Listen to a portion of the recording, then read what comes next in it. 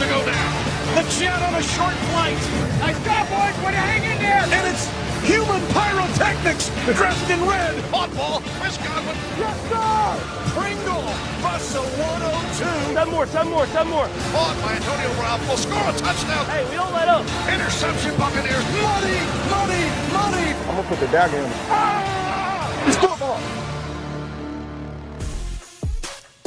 Super Bowl 55, 10 days away. Welcome to GMFB, presented by Truist. We are live in New York City. Kenny Galladay joining the program alongside Peter Schrager, Kyle Brandt, and Nate Burleson. My name's Kay Adams. Let's get right to it, guys. It's time for the lead block. Time for the lead block. Lead block. Ella Cero, 10 days away.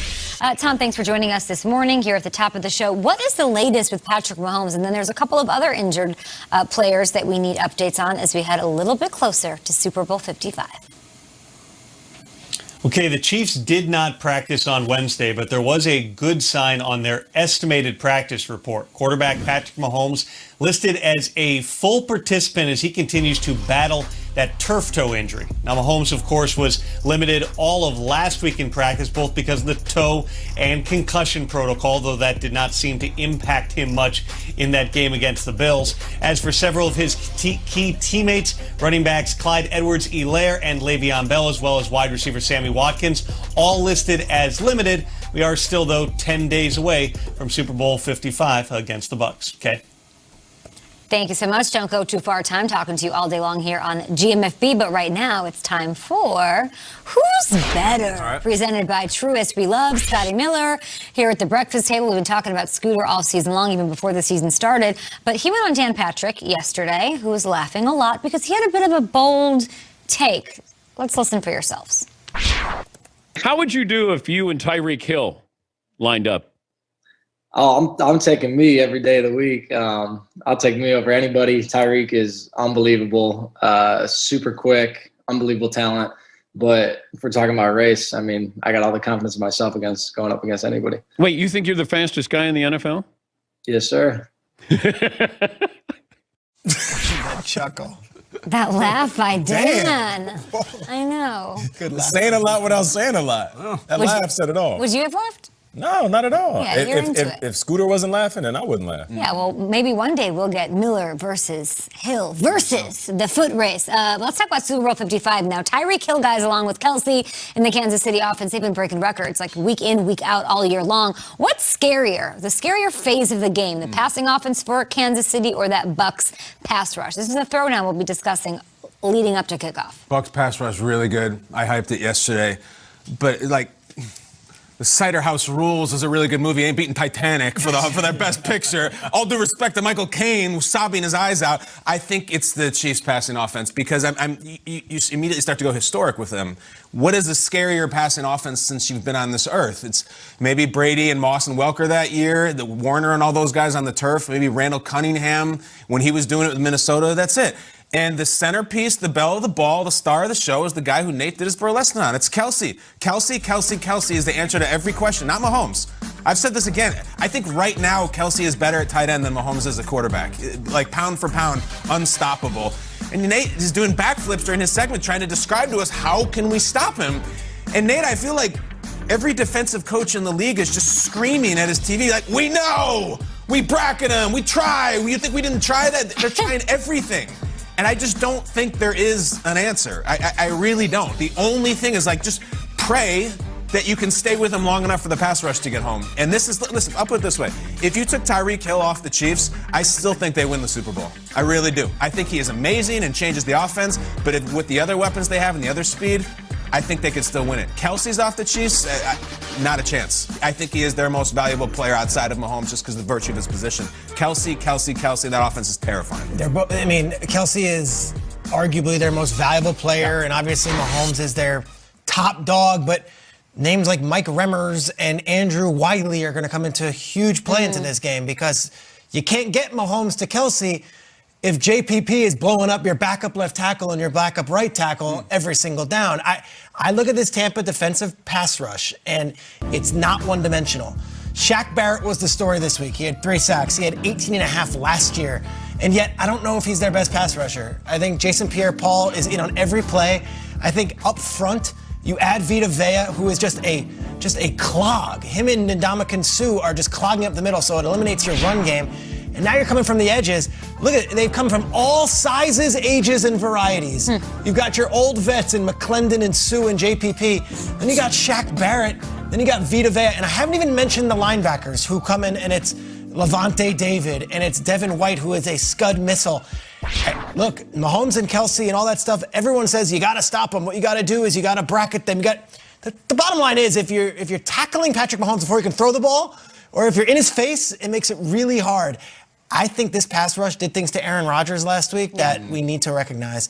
Aaron Rodgers in that Packers offense was the #1 red zone offense in the history of the sport. I think they went 2 for 9 in the red zone on pass attempts last week, and they were in his face the entire game. They didn't have Bakhtiari. It didn't hurt them until this game. You're right. This team hasn't had Mitchell Schwartz in weeks. Hasn't hurt them until this game. Don't sleep on that Bucs defensive pass rush. I think they can make things miserable for that Chiefs offense on Super Bowl Sunday. Great point. You're right, Straight. That Bucs pass rush is fantastic. But in the words of Kyle Brandt, I mean, the Aviator was good, but it ain't beating out $1 Million Baby, all right?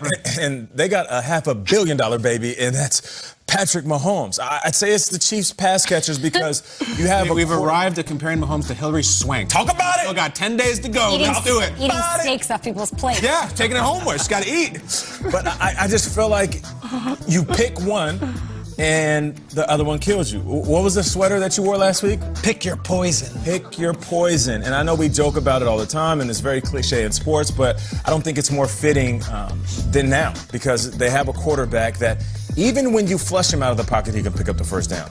You have Tyreek Hill that can literally take the top off of any coverage. And I know that's a commonly used phrase when it comes to fast wide receivers, but I truly mean that. If there's a safety and Tyreek Hill's running at him full speed, that safety has to get the HE double hockey sticks out of there because if he doesn't, Patrick Mahomes will throw it 60 yards down the field for a touchdown. Okay, say that safety does get out of there. Now you have Travis Kelce, Mecole Hardman, and all these different playmakers and pass catchers that you just can't stop. The question is not stopping them. It's just who do you choose to double and bracket, and who do you choose to let make plays? Let me ask That's you. the trouble. Last year, the 49ers, they caused hell, HE double hockey sticks, for Patrick Mahomes, those first 3 quarters, and they got kind of away from their game plan, and then Garoppolo, instead of handing the ball off, was throwing the ball over the yard. But that pass rush disrupted Mahomes. Mahomes did not look great the first 3 quarters of that game. Even on Wasp, he's drifting all the way back. Now imagine they get home and you've got Brady on the other side and not Garoppolo. Does that not make you think that this isn't just going to be him kicking back and throwing to Tyreek? No, you make a good point because if I take Brady and I put him in Jimmy Garoppolo's shoes in that Super Bowl last year, What happens? maybe we don't see Kansas City as Super Bowl champs because Brady will make that throw to Emmanuel Sanders down the middle of the field with a little bit of pressure in his face. All I know is if they get up fast and get up big on the Tampa Bay Buccaneers and Brady is reckless with the ball like he was this past weekend, it's going to get ugly. Do you want to make the case for Aviator over $1 Million Baby? Not a bad movie. In fact, I thought the Howard Hughes portrayal by Leo was excellent. $1 Million Baby, little over $1 Million rated. That's